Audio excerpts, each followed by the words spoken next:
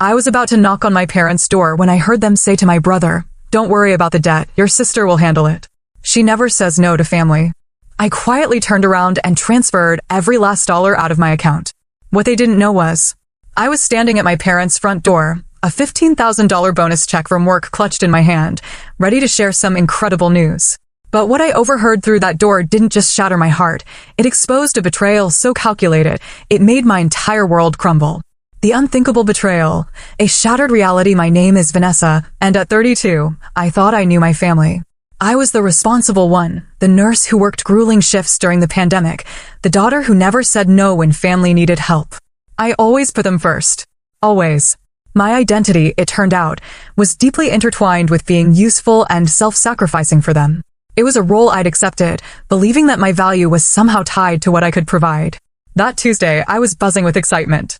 I'd just received this huge bonus, a recognition from Chicago Memorial Hospital for years of hard work, especially through the relentless grind of the pandemic. After 3 grueling years of putting myself at risk and watching colleagues fall ill, this recognition felt like someone finally acknowledging the toll it had taken. My first thought wasn't about what I would buy for myself. It was about sharing the news with Mom and Dad. Despite our complicated dynamics, their approval still mattered to me. I even considered offering to help my mother with a kitchen renovation she'd been talking about for years. That's just who I was, always thinking about how to share my good fortune. But as I reached for the doorknob, my hand froze midair. I heard my father's voice, clear as day, telling my brother Alexander, "Don't worry about the debt. We'll make your sister pay. She'll never say no to family." My heart didn't just sink, it shattered. In that instant, the comfortable illusion of my family as a safe, unconditional space crumbled. The very people who were supposed to protect and nurture me were, in fact, plotting to exploit me. It was a profoundly disorienting and traumatic realization. The weight of a label. Growing up Vanessa from the outside, we were the picture-perfect suburban Chicago family. We lived in a modest 2-story home with blue siding. My dad, Harold, worked as an accountant, bringing home a steady income that kept us comfortable but never wealthy. My mom, Elaine, taught 3rd grade, coming home each day with stories and glitter-covered clothes. On paper, we were the epitome of a middle-class American family. But beneath that perfect facade, a subtle, insidious pattern had been forming since childhood. My brother Alexander, for years younger than me, and I were treated differently in ways so subtle that for years, I convinced myself I was imagining things. From the moment he was born, Alexander seemed to capture my parents' hearts in a way I never could. Where I was practical and studious, Alexander was charming and adventurous. I followed rules. He broke them with a smile that somehow earned forgiveness instead of punishment. They called him their free spirit and me, their responsible one. It sounded like a compliment, didn't it? But that label became a heavy, heavy burden. It wasn't just about chores or schoolwork. It implied a deeper emotional and financial responsibility for the family's well-being, often at my own expense. The disparity was clear in concrete ways. When I turned 16, I maintained straight A's, played volleyball, and worked weekends at a local pharmacy to save for college. My parents contributed $2,000 toward a used Toyota with over 100,000 miles on it, but only after I saved $3,000 of my own money. I was grateful, truly. That car represented freedom. But 4 years later, Alexander turned 16, and they surprised him with a brand new Honda Civic. No savings required, no discussion about responsibility. When I dared to mention the difference, my mom just shrugged. "You are so independent, Vanessa. Alexander needs more support." This reinforced the dynamic. I didn't need support because I was independent, while Alexander was implicitly encouraged to remain dependent. College followed the same pattern. I earned partial scholarships and worked 30 hours a week while maintaining a 3.8 GPA in my nursing program. I graduated with $12,000 in student loans, which I diligently paid off within 5 years. Alexander, meanwhile, attended an expensive private university where he changed majors 3 times before dropping out after 2.5 years. My parents paid his full tuition and never asked for repayment when he wasted their investment. It was like their investment in him just vanished while I was expected to shoulder my own burden. My career, on the other hand, was a steady climb. After nursing school, I worked my way up from staff nurse to charge nurse to my current position as nurse manager at Chicago Memorial Hospital. I put in extra hours, volunteered for the difficult shifts no one wanted, and built a reputation for excellence. During the pandemic, I was working 60-hour weeks, putting myself at risk, watching colleagues fall ill. That $15,000 bonus? It was the hospital's way of saying, "Thank you for everything." Alexander's career? A string of entrepreneurial ventures that never went anywhere.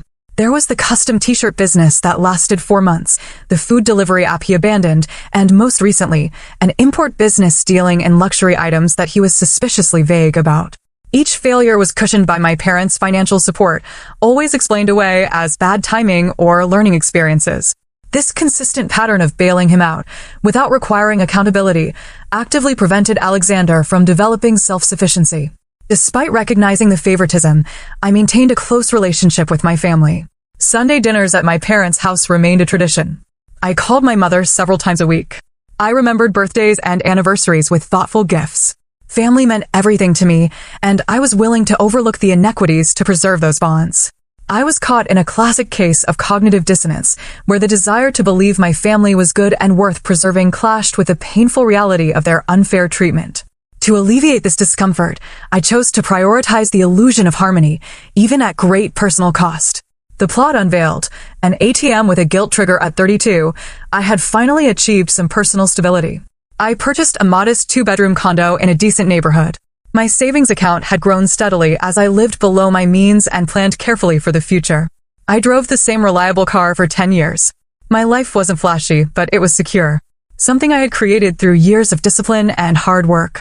But looking back, the warning signs about Alexander's financial situation were everywhere in recent months. Hushed phone calls that ended when I entered the room. My mother borrowing $2,000 for a home repair that I later saw no evidence of.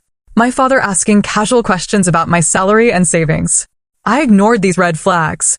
I wanted to believe my family wouldn't deliberately take advantage of me. That belief was about to be utterly shattered. The day that changed everything started ordinarily enough. Tuesday, April 15th, tax day. How ironically appropriate, right? I just finished a brutal 12-hour shift at the hospital, but I was on cloud 9 because of that bonus.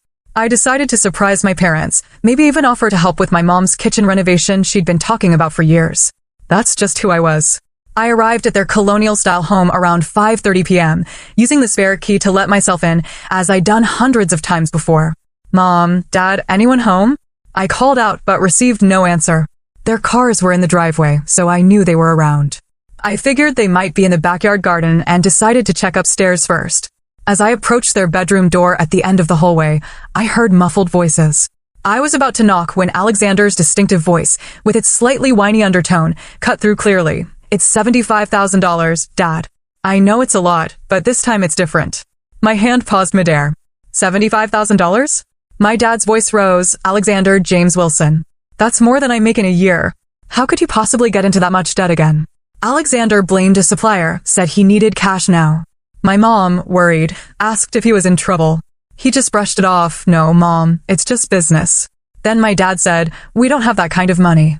We remortgaged the house to cover your last venture, and we're still paying off the loan for the one before that. My stomach clenched. They remortgaged the house? They never told me. My mom suggested some investment opportunity in Florida, a timeshare presentation they attended. I bit my lip to keep from groaning. My parents were terrible with money, always falling for every get-rich-quick scheme that came their way. That would take too long, Alexander whined. I need the cash now. What about Vanessa? She must have savings. At the sound of my name, I pressed closer to the door. My father started, your sister works hard for her money. And for a split second, I felt a surge of gratitude. But then he continued, but yes, she's always been responsible with her finances. And she just got promoted. My mother chimed in, and didn't she mention something about a bonus coming up? She probably has at least $50,000 saved by now. The gratitude curdled into pure disbelief. They were talking about my money they had no right to, as if it were a family ATM. So, we'll ask her to loan it to me, Alexander said, like it was the simplest thing in the world. Problem solved. My father hesitated. She might hesitate at such a large amount. She's been asking more questions lately about those other loans. And then, my mother's voice dropped to this conspiratorial whisper I'd never heard before. Don't worry about that. Vanessa has always been a pushover when it comes to family.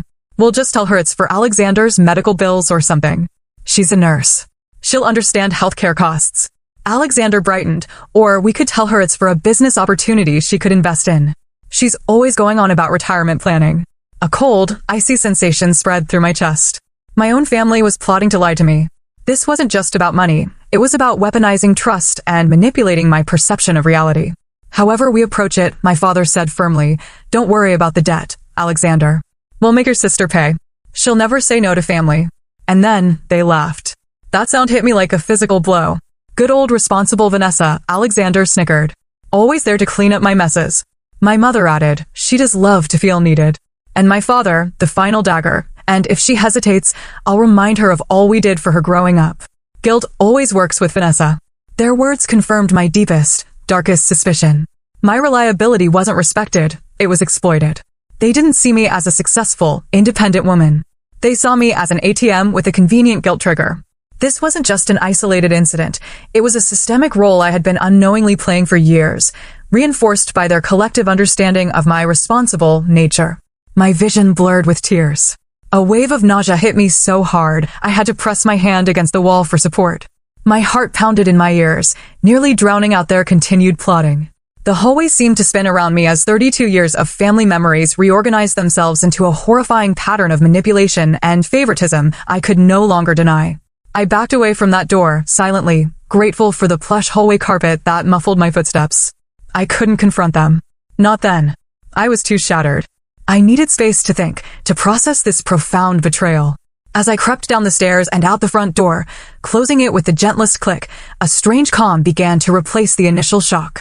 By the time I reached my car, parked a little way down the street, determination had started to burn through the hurt. They thought they knew me. Predictable, reliable Vanessa, who always said yes. But they had no idea what I was capable of when pushed too far. This was my breaking point, a moment of self-actualization where the cost of maintaining a dysfunctional status quo outweighed the fear of change. The first steps to freedom, reclaiming control the 20-minute drive home, was a blur. I don't remember stopping at traffic lights or navigating turns. My mind just replayed those fragments. She'll never say no to family. Good old responsible Vanessa. Guilt always works with Vanessa. When I finally parked in my condo building's garage, my phone buzzed. A text from my mom. Are you coming for dinner Sunday? Making your favorite lasagna. The casual normalcy of it, knowing what I now knew, made me laugh bitterly. I almost typed out my rage, but I resisted. Strategic thinking, not emotional reaction, would guide me forward. This immediate pivot from victim to agent of change was my first step in reclaiming control. I replied with a simple lie, got called back to the hospital for an emergency. Call tomorrow. Then I turned off notifications and entered my apartment. This space, my sanctuary, now felt like the only safe place in the world. I kicked off my shoes and just sank onto the couch, finally letting the tears come. But they weren't just tears of hurt. They burned with anger too. As the initial shock subsided, my analytical nurse's mind started cataloging previous financial help I'd provided to my family. This wasn't just about the $75,000 Alexander needed now, it was about a pattern. I pulled out my laptop and opened a spreadsheet, methodically documenting every dollar I could remember giving my family over the past decade. The total made me physically ill, $48,600. Nearly $50,000 I would never see again, all while I worked extra shifts and lived frugally. The pattern was unmistakable once I saw it laid out in rows and columns. $5,000 for my parents' 30th anniversary trip to Hawaii, a loan never repaid. $3,000 for Alexander's car repairs after his accident, which I later discovered happened while he was driving drunk. $7,000 toward my parents' roof replacement, which mysteriously covered exactly the amount of Alexander's outstanding tuition bill from his second failed attempt at college. Each request had come wrapped in crisis language. Each time I'd been praised for being such a help and promised repayment. Each time repayment was conveniently forgotten until I brought it up, only to be made to feel petty for mentioning it. Family helps family, my mother would say if I asked about repayment. When you need something someday, we'll be there for you. But now I understood the truth. The support only flowed one way, toward Alexander and my parents' enablement of him. I reached for my phone and called the one person I trusted completely, Jessica. Jessica Andrews had been my best friend since nursing school. Unlike me, she came from a family that respected boundaries and celebrated her independence. She'd questioned my family's treatment of me many times over the years, but I'd always defended them. What's wrong, Van? You sound terrible. Jessica's concern flowed through the phone. For the next hour, I poured out everything. The overheard conversation, the planned manipulation, the history of financial exploitation. Jessica listened without interrupting, only occasionally making sounds of outrage. I hate to say I told you so, she finally said when I finished. But I've been watching them take advantage of you for years. Remember when your car broke down last winter and you asked if they could help with the tow? And your dad said they were a little tight right now? That was the same week they bought Alexander that expensive leather jacket for Christmas. Her words were a crucial external validation, helping me dismantle the cognitive dissonance I'd maintained. I made excuses for them, I admitted. I thought if I was useful enough, helpful enough, they'd value me the way they value him. Honey, they value what you can give them, not who you are, Jessica said. And it's not your fault. You've been conditioned since childhood to be the responsible one, the caretaker. They exploit your good heart. Her words hit home with painful accuracy.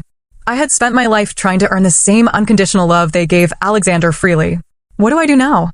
I asked. First, you protect yourself, Jessica said firmly. Move your money somewhere they can access it. Create documentation of all those past loans. And for God's sake, don't give them another penny. After hanging up, I spent hours reviewing bank statements and gathering evidence of previous financial transactions. Sleep was impossible. Every family memory replayed with new context. My mother praising me for being so mature about money while setting me up as the family bankroll. My father proudly telling his friends about my career success while calculating my earning potential for Alexander's benefit. By morning, exhaustion had hardened into resolve. I showered, dressed in my most professional outfit, and prepared to take back control of my life. The nurse who had managed a critical care unit during a pandemic wasn't going to be manipulated by her family anymore. My decisive actions to secure my finances were not just about protecting money, they were symbolic acts of reclaiming personal autonomy. The moment Valley Credit Union opened at 9 a.m., I was waiting at the door. I'd chosen my outfit carefully, a charcoal pencil skirt and burgundy blouse that projected confidence and competence. I need to speak with a personal banker immediately, I told the receptionist. It's regarding account security. Within minutes, I was seated across from Stephanie Miller, a financial advisor with a no-nonsense bob and shrewd eyes. I need to secure my finances from potential unauthorized access, I explained, keeping my voice steady despite the emotion churning beneath the surface. I'd like to open new accounts that no one in my family can potentially access and transfer my funds immediately. Stephanie efficiently walked me through the process of opening new accounts with enhanced security features, accounts my parents couldn't possibly guess the passwords to or talk their way into accessing by claiming an emergency. I'd also like to review who's listed as beneficiaries on all my accounts, I added, realizing I'd probably listed my parents or Alexander years ago. 2 hours later, I left the credit union with my savings, including my recent bonus, secured in new accounts. I'd also removed my mother as the authorized user on my credit card, something I'd done years ago when she claimed she needed it just for emergencies. The small card-shaped imprint had faded in my wallet, where I'd carried that credit card for 7 years, rarely using it myself because my mother occasionally made purchases that strained my credit limit. Arming for battle, emotional preparation, my next stop was the office of Diana Patel, a financial advisor Jessica had recommended. Diana's office was warm but professional. Jessica mentioned you needed urgent financial guidance, Diana said after introductions. I took a deep breath and shared a condensed version of my situation. Unfortunately, this isn't uncommon, Diana said sympathetically. Family financial exploitation happens more often than people realize. This normalization of my experience was incredibly validating. Let's create a comprehensive plan to protect your assets. Over the next 3 hours, Diana helped me document every loan I'd made to my family, complete with dates, amounts, and any evidence I had. We discussed the legal concept of promissory notes and how without them, my previous financial assistance would likely be considered gifts in the eyes of the law. Moving forward, if you ever decide to help family financially again, we'll create proper documentation, Diana explained. But based on what you've told me, I strongly advise against providing any further financial assistance to them. Diana also helped me draft a financial boundary document, a clear statement of what I would and would not do regarding money and family. It wasn't legally binding, but the act of writing it down strengthened my resolve. For years, I'd operated under unspoken family rules that entitled them to my resources. Now, I was creating my own rules. Reading these simple statements, I felt a weight lifting from my shoulders. These boundaries were an act of self-definition, a powerful assertion of my autonomy. Here's what I wrote down. I will not provide loans or gifts above $100 to family members. Any financial assistance must be documented with repayment terms. I will not co-sign loans or provide access to my credit. I will not discuss specific details of my income, savings, or financial planning with family. I reserve the right to say no to any financial request without explanation. By late afternoon, I was mentally exhausted, but feeling more empowered than I had in years. I stopped at a local cafe for a late lunch, reviewing the boundary statements I'd created with Diana. My phone had been buzzing periodically throughout the day. 5 missed calls from my mother, two from my father, and a text from Alexander asking if I was coming to dinner on Sunday because he had big news to share. The transparent setup made me both sad and angry. That evening, I had a virtual appointment with Dr. Carter, a therapist I'd been seeing occasionally since the pandemic began. I hadn't planned to discuss family issues. Our sessions usually focused on work stress, but today's revelations poured out of me. What you're describing is a family system that's designated you as the responsible one, the rescuer, Dr. Carter explained. These roles get established early and can be very difficult to change because everyone in the system resists the change, often unconsciously. So they'll fight me on this? I asked. Almost certainly, she confirmed. Expect guilt trips, anger, accusations that you're being selfish or have changed. They might even suggest you're having a mental health crisis. This is all predictable when someone changes the dynamics of a dysfunctional system. This psychological framework was incredibly helpful, transforming potential emotional landmines into predictable patterns. Dr. Carter helped me rehearse responses to the manipulation tactics my family would likely employ. For guilt, I understand you're disappointed, but I need to make financial decisions that align with my goals. For anger, I can see you're upset. We can continue this conversation when everyone is calmer. For accusations, I'm making decisions that are right for me. I don't need to justify them. By the end of our session, I felt mentally prepared for Sunday's dinner. Rather than canceling, I decided to attend as planned. I wanted to observe their manipulation tactics with my new awareness. I wanted to see if they would actually attempt to execute the plan I'd overheard. Remember, Dr. Carter said before we ended the call, changing patterns takes time and consistency. There will be moments when your resolve weakens. That's normal. Just return to your boundaries. I spent Saturday strengthening my support system, calling friends I'd neglected while prioritizing family obligations. I cleaned my apartment, worked out at the gym, and prepared myself mentally for what was coming. The anger had settled into a cool determination. I wasn't going to explode at my family. That would only confirm their potential narrative that I was being irrational. Instead, I would be calm, clear, and unmanipulable. The showdown, Sunday dinner confrontation Sunday, arrived with a knot of tension in my stomach, but clarity in my mind. As I drove to my parents' house, I reminded myself of the truth. I was not responsible for Alexander's debts. I was not obligated to sacrifice my financial security for someone who wouldn't do the same for me. And most importantly, saying no didn't make me a bad daughter or sister. It made me a healthy adult with appropriate boundaries. I arrived at my parents' house at 5 sharp, the same time I'd arrived for countless Sunday dinners before. Yet everything felt different. The familiar blue house with its neat garden seemed like a stage set now, a facade hiding the manipulation that had unfolded behind its walls for decades. I noticed details I'd overlooked before. The new patio furniture that must have cost at least $2,000. The recently installed landscape lighting. My mother's new diamond earrings glinting as she opened the door. None of these purchases aligned with their claims of financial struggle when they needed to borrow money from me. Vanessa, my mother enveloped me in a hug that lasted too long, her perfume overwhelming. We missed you the other day. Hospital emergencies are so unpredictable, aren't they? Her tone held the perfect blend of sympathy and admiration. It was a manipulation tactic I now recognized, establishing my identity as the hardworking, self-sacrificing daughter before the financial ask. Nature of the job, I replied neutrally, handing her the bottle of wine I'd brought. Not the expensive brand I usually selected to impress them, but a mid-range option, a small, active boundary setting. My father emerged from his study, reading glasses perched on his nose. There's our medical professional. How's hospital life treating you? He hugged me briefly, then added with calculated casualness, any exciting career news lately? The fishing for information about my bonus was so transparent now that I saw it clearly. Nothing special, I lied smoothly. Same challenges, different day.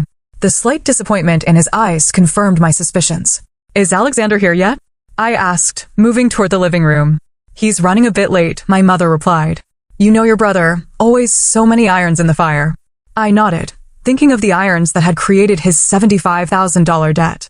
I'll help you in the kitchen, I offered, falling into my usual role while observing everything with new eyes.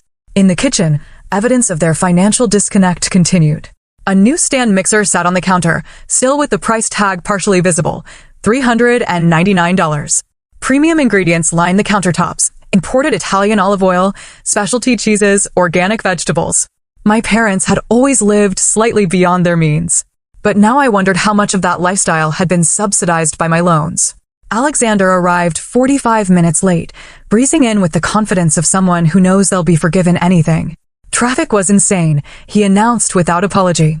He wore designer jeans and a casual blazer that probably cost more than my entire outfit. On his wrist gleamed a watch I recognized as a Tag Heuer. Easily $4,000. So much for his desperate debt situation.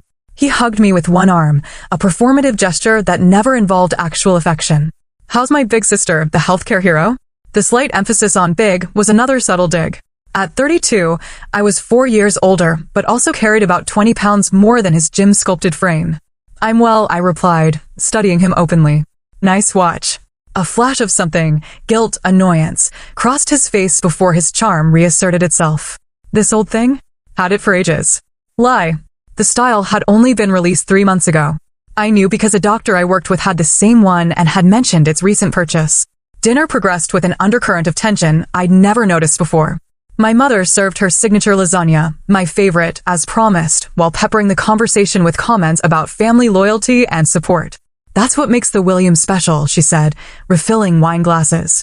We always come through for each other, no matter what. My father steered the conversation toward finances with practiced subtlety. The hospital must be doing well despite everything. I read that healthcare salaries are at an all-time high. He paused, then added, especially for management positions. I took a small bite of lasagna, no longer tasting the food I once loved. Some organizations are doing better than others. Mine has had budget cuts. Alexander jumped in, setting up his play. Speaking of finances, I've been exploring an amazing investment opportunity. His eyes gleamed with practiced enthusiasm. It's in cryptocurrency, a special pre-launch offering that's only available to selected investors. I nodded, waiting for the pitch. The minimum buy-in is $50,000, he continued. But the projected returns are incredible. 3 to 5 times investment within 6 months. Sounds too good to be true, I remarked mildly. That's what I thought, my mother exclaimed. But Alexander has done his research. He showed your father and me all the projections. My father cleared his throat. We were thinking of creating a family investment pool, combining resources to take advantage of this opportunity. And there it was, the ask wrapped in the guise of benefiting everyone rather than bailing out Alexander. Tell me more about this investment, I said, setting down my fork. Who's the company? What's their track record? Alexander's confidence faltered slightly. It's a private offering, very exclusive. The company is called Future Coin Technologies. And their history? How long have they been in business? They're new, but the founders came from established firms, he said vaguely. Which firms? I'd have to check my notes for the specific names. I nodded, taking a sip of water. And then I delivered the decisive blow. And the $75,000 debt you need to pay off. Is that related to this investment? The silence that descended over the dining room was absolute. My mother's fork clattered against her plate. My father's face drained of color. Alexander's expression shifted from shock to ugly rage. How did you? He began. I heard everything, I said calmly. Tuesday afternoon, I came by to share some good news. I was outside your bedroom door when you were discussing how to manipulate me into paying Alexander's debts. My mother recovered first. Vanessa, you misunderstood what you heard. I didn't misunderstand anything, I interrupted, my voice steady. Dad said, and I quote, don't worry about the debt, Alexander. We'll make your sister pay. She'll never say no to family. Then you all laughed about how I'm such a responsible pushover. You were eavesdropping on a private conversation. My father blustered, attempting to shift blame. I was about to knock when I heard you planning to lie to me. I corrected him. Mom suggested telling me it was for medical bills. Alexander thought framing it as an investment opportunity would appeal to me more. Like the one you just invented. Alexander's handsome face contorted with ugly rage. You always think you're so much better than me, don't you? Perfect Vanessa with her nursing career and her responsible lifestyle. I don't think I'm better than you, I replied. I just refuse to be your personal bailout fund anymore. After everything we've done for you, my mother cried, tears springing to her eyes on cue. The performance was impressive, but no longer effective. What exactly have you done for me? I asked quietly. I worked through school. I paid my own way. I bought my own car and home. Meanwhile, you've given Alexander everything while taking from me. My father's strategy shifted to minimization. You're blowing this out of proportion. It was just a conversation, not a conspiracy. Families don't plot to exploit each other, I countered. And this isn't just about Tuesday. I've calculated how much money I've loaned this family over the past 10 years. Nearly $50,000 that was never repaid. Alexander snorted. That's what family does. No, I said firmly. That's what enablers and users do. And I'm done with both roles. I stood up, surprising myself with how calm I felt. I've moved my money where you can't access it.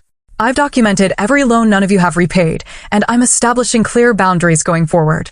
You would abandon your family over money, my mother demanded, her manipulation shifting to its final form, questioning my moral character. This isn't about money, I said. It's about respect and honesty, neither of which you've shown me. You are willing to lie to my face and laugh behind my back. That's not family. My calm demeanor, honed through therapy, disarmed their usual tactics. So that's it? Alexander sneered. You're just walking away. I'm walking away from being exploited, I clarified. If you want a relationship with me going forward, it will be built on mutual respect, not what I can give you. My father stood, his face flushed with anger. You're being ridiculous and ungrateful.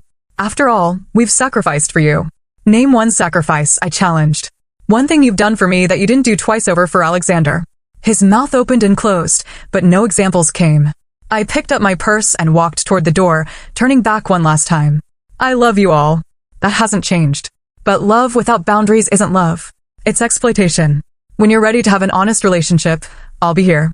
Until then, I'm taking care of myself. I walked out, closing the door gently behind me. In my car, I took a deep breath, surprised by the lightness I felt. For the first time in my adult life, I had stood up for myself against the people who had trained me to put their needs first. It hurt, yes, but beneath the pain was something new and precious, self-respect. The storm and the silence, enduring the backlash, the barrage began before I even reached home. My phone pinged with texts from my mother alternating between guilt trips. I can't believe you would hurt us like this, and attempts to minimize what had happened. You completely misunderstood everything. My father's approach was more direct, voicemails in his stern accountant voice explaining how family financial support was completely normal and how I was overreacting to standard family dynamics. Alexander's messages vacillated wildly between threatening, "You'll regret turning your back on family," and apologetic, "I'm sorry if you felt, but I really do need help." The transparency of the manipulation was almost laughable now that I could recognize it. I didn't respond to any of them that night. Instead, I poured a glass of wine, ran a bath, and allowed myself to feel the complex emotions washing through me. Grief for the family relationship I had thought I had, anger at years of exploitation, and underneath it all, a growing sense of liberation. By Monday morning, the communication strategy had escalated. My mother had called my cousin Danielle, my Aunt Maria, and even my elderly grandmother to enlist them in pressuring me. Aunt Maria called as I was getting ready for work. "Vanessa, your mother is absolutely distraught," she began without preamble. "She says you had some kind of breakdown at dinner yesterday and accused the family of terrible things." I took a deep breath, remembering Dr. Carter's advice about staying calm. "That's not what happened, Aunt Maria. I overheard them planning to manipulate me into paying Alexander's debts. When I confronted them, they didn't deny it." "Well, I'm sure there's been a misunderstanding," she said dismissively. "Your mother said they were just discussing family finances, and you took it personally. Did she mention that Alexander needs $75,000, or that they were laughing about how I never say no to family?" Aunt Maria paused. $75,000? That can't be right. It is. And it's not the first time they've used me as Alexander's personal bailout fund. Another pause.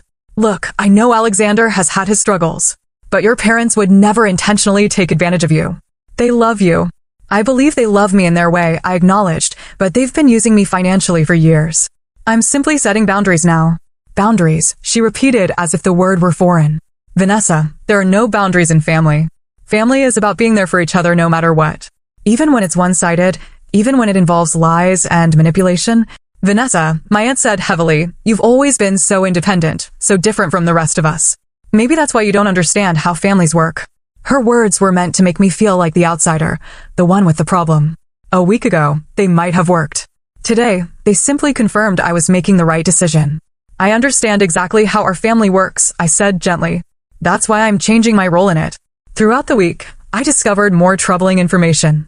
My cousin Diana, who worked at the bank where my parents had their accounts, called me privately. "I shouldn't be telling you this," she whispered into the phone. "But after what you told Aunt Maria, I thought you should know. Your parents took out a second mortgage 3 months ago. The amount was exactly $75,000. The pieces clicked into place. They already paid Alexander's debt. Looks that way. And from what I can see, they're struggling to make the payments. Your dad's retirement account shows multiple withdrawals, too." The revelation should have made me angry. But instead, I felt a profound sadness. My parents had risked their retirement security for Alexander yet again, and they had planned to recoup the money from me rather than holding him accountable. They were also victims of Alexander's dysfunction, trapped in their own enabling patterns. Through careful conversations with family members, I pieced together more of the truth. Alexander's import business was a cover story. In reality, he had accumulated massive gambling debts to some dangerous people in Atlantic City. The investment opportunity was entirely fictional. A story created to extract money from me. The pressure intensified as the week progressed. My father called my supervisor at the hospital, claiming concern about my mental health and unusual behavior, a blatant attempt to undermine my credibility. Fortunately, my professional reputation was solid, and the attempt backfired when my supervisor mentioned it to me sympathetically. Family estrangement is more common than people realize, she told me during our weekly meeting. My brother and I didn't speak for 5 years until he got treatment for his addiction. Sometimes distance is the healthiest choice. Her support reminded me that I wasn't alone in this experience. At Jessica's suggestion, I joined an online support group for adults dealing with financially exploitative families. The stories shared there mirrored my own experience, with eerie similarity. My parents remortgaged their house 3 times to bail out my brother, one woman wrote. When they ran out of equity, they turned to me. When I refused, they told the entire extended family I was abandoning them in their time of need. These stories strengthened my resolve as I endured increasingly desperate tactics from my family. Alexander showed up at my workplace, creating a scene in the lobby until security escorted him out. My mother left tear-filled voicemails describing how she couldn't sleep or eat because of my cruelty. My father alternated between stern lectures about family obligation and thinly veiled threats about being written out of their will. 10 days after the confrontation, I received their ultimatum in the form of a group text. Vanessa, we've given you time to reconsider your irrational position. Alexander's situation is critical. As family, you have a responsibility to help. If you choose not to contribute to resolving this family crisis, we will have to reconsider your place in this family. The choice is yours. I read the message multiple times, feeling a strange calm settle over me. They were attempting their final and most powerful manipulation, threatening complete rejection unless I complied. In the past, this implicit threat had always loomed beneath their requests, making me anxious to please them at any cost. Now, I recognized it for what it was, emotional blackmail. I composed my response carefully. I love you all and hope for healing in our relationship. However, I will not be providing financial assistance. I respect your right to make your own choices about our relationship going forward. Within minutes, my phone exploded with angry messages, but I didn't read them. Instead, I blocked their numbers temporarily, giving myself space to continue healing without constant emotional assault. The choice they had presented, compliance or rejection, was a false dichotomy. I was choosing a third option, healthy boundaries and self-respect. That night, I slept peacefully for the first time in weeks. No longer torn between family loyalty and self-preservation. The path forward would be difficult, but it was clear. And in that clarity, I found unexpected freedom. New beginnings, defining family on my own terms 6 months can change everything. As the autumn leaves turned Chicago into a canvas of orange and gold, I sat on my balcony with a cup of hot chocolate, reflecting on how much had shifted since that April evening when I overheard my family's betrayal. The most obvious change was the silence. After 3 months of emotional siege, calls, texts, enlisted relatives, even a tear-filled ambush at my favorite grocery store, my family had finally accepted that their usual tactics wouldn't work. The constant communication had dwindled to occasional formal messages, a birthday card from my mother with no personal note, a group email about Thanksgiving plans I wasn't specifically invited to attend. The silence hurt at first. There were nights I cried myself to sleep, mourning the family connection I had valued so deeply. But gradually, the silence created space for healing and growth. Without the constant drain of their emotional and financial demands, I found energy for other relationships and pursuits. My condo, once just a place to sleep between hospital shifts and family obligations, became a true sanctuary. I repainted the living room a warm terracotta, hung art that spoke to me rather than matching my mother's taste, and adopted a rescue cat named Luna who greeted me with purring affection when I returned from work. Professionally, I thrived without the undercurrent of family stress. 3 months after our confrontation, I was promoted to director of nursing for the entire critical care division, a position that came with a substantial salary increase and greater influence over patient care protocols. The achievement felt purely mine, not something I needed to downplay around Alexander or leverage for family approval. The most surprising development came in early October when my father suffered a minor heart attack. I learned about it through my cousin Diana, not from my parents directly. After a moment's hesitation, I went to the hospital, not out of obligation, but compassion. My father looked smaller somehow in the hospital bed, vulnerable in a way I'd never seen him. When I entered his room, his eyes widened with genuine surprise. "Vanessa," he said hoarsely. "You came?" I nodded, taking the chair beside his bed. "How are you feeling?" "Like an elephant is sitting on my chest," he admitted. "But they say I was lucky. No major damage." We sat in awkward silence for several minutes before he spoke again, his voice uncharacteristically hesitant. "The doctor who treated me," he said, "stress was a contributing factor. Financial stress." He paused, staring at the ceiling. "Alexander's debts, they were worse than we told you. The $75,000 was just the beginning. There was another $100,000 we didn't mention." The amount shocked me, but I kept my expression neutral. "I'm sorry to hear that." "We had to sell the vacation property in Michigan," he said, "the one we were going to retire to. And your mother's parents' antiques. Still not enough." "What happened with Alexander?" I asked. My father's face aged another decade as he answered. "He disappeared, left town about a month ago. Said he had another opportunity in California, and his debts left them for us." For the first time in my life, I saw my father's eyes fill with tears. "You were right, Vanessa. We enabled him. We failed him by never setting limits. And we failed you by expecting you to clean up our mess." The apology, however incomplete, was more than I had expected. It didn't erase the hurt or fully acknowledge the pattern of exploitation, but it was a start. "I can't fix this financially," I said gently. "Even if I wanted to, it wouldn't help Alexander in the long run." "I know," my father said, surprising me. "That's not why I'm telling you this. I want you to know that I see it now. What we did, how unfair it was." My mother never reached the same level of understanding. When she arrived at the hospital and found me there, her response cycled between tearful gratitude for my presence and subtle hints about their financial situation. The lifetime pattern of manipulation couldn't be broken in a single day. But I maintained my boundaries with calm consistency. "I'm here for emotional support," I told her clearly, "not financial assistance." Over the following months, I established careful, limited contact with my parents. Sunday dinners were replaced by occasional lunch meetings in public places with clear time boundaries. I deflected personal financial questions and changed the subject when Alexander's name came up, which was frequently. Meanwhile, my own support network flourished. Jessica remained my steadfast ally, celebrating my boundaries and progress. My therapy sessions with Dr. Carter continued, focusing on rebuilding my identity separate from my role as family caretaker. I formed deeper connections with colleagues and reconnected with old friends I'd neglected while prioritizing family demands. The most unexpected connection came through the support group for family financial exploitation. There I met others who understood exactly what I'd experienced. Together we formed a local in-person group that met monthly for coffee and conversation. These strangers turned friends provided validation and perspective that my biological family never could. In a moment of inspiration, I worked with 2 group members to create a workshop for the hospital's community education program, Financial Boundaries and Family Dynamics. The first session filled to capacity, revealing how many people struggled with similar issues, but had never found language or support for them. Standing at the front of that classroom, sharing my experience to help others, I felt a sense of purpose that transcended the pain of family estrangement. My story, however difficult, could serve as a flashlight for others finding their way through similar darkness. The unfolding journey, a path of self-respect today. As I watch Luna chase fallen leaves across my balcony, I reflect on the complex journey of the past 6 months. The family I was born into may never fully understand or respect my boundaries. Alexander remains absent, occasionally sending my parents requests for money from his new life in California. My mother still attempts subtle manipulation during our limited interactions.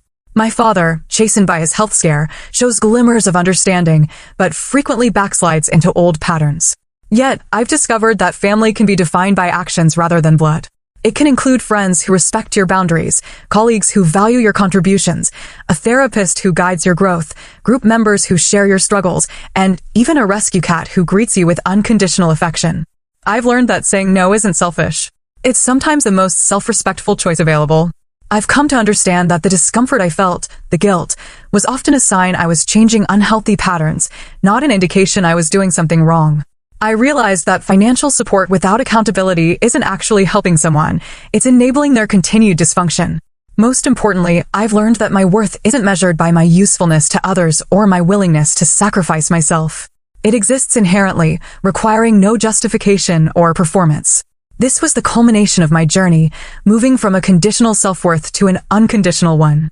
The journey hasn't been easy and it isn't over. There are still days I question my decisions, moments I miss the family relationships I wished I had rather than the exploitative ones I actually experienced. But with each boundary I maintain, each healthy relationship I nurture, each act of self-care I practice, the path becomes clearer. If you're watching this and recognizing your own family patterns in my story, know that you're not alone. Setting boundaries doesn't mean you don't love your family. It means you're loving yourself enough to require respect and honesty. Have you ever had to set difficult boundaries with loved ones? Share your experience in the comments below. And if this story resonated with you, please like, subscribe, and share it with someone who might need to hear that it's okay to protect themselves, even from family. Thank you for listening to my journey. And remember, real love lifts you up. It doesn't drain you dry.